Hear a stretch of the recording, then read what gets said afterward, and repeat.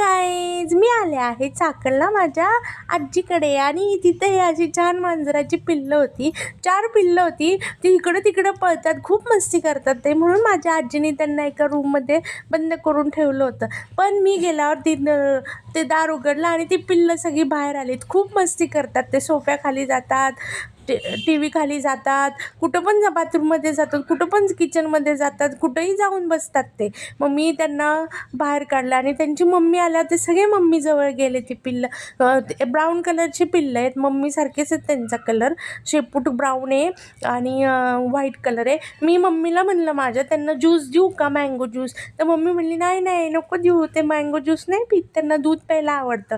त्या खूप छान पिल्लं आहेत ती. आणि मम्मी त्यांना अशी, त्यांची मम्मी त्यांना प्रेम करत होती, जिभेनी त्यांना हे करत होती आणि त्यांना पण खूप छान वाटत होतं ते.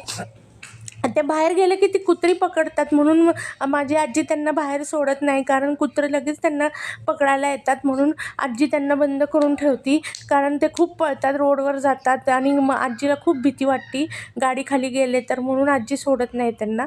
मग मी खूप वेळ बघत होते. मी मम्मीला म्हणलं 2 पिल्लं आपल्याला घे, पण मम्मी म्हणली नाही, ते त्यांना त्यांची मम्मी लागती. मग त्यांना भूक लागल्यावर ते मम्मीचं दूध प्यायला लागले त्यांच्या, आणि मग ते त्यांना आम्ही खूप वेळ बघितलं. त्यांना खूप मज्जा वाटत होती. अशी पिल्लं खूप छान वाटतात आणि गावाकडेच बघायला मिळतात, पुण्यात अशी पिल्लं दिसत नाहीत, सगळीकडं पळत जातात.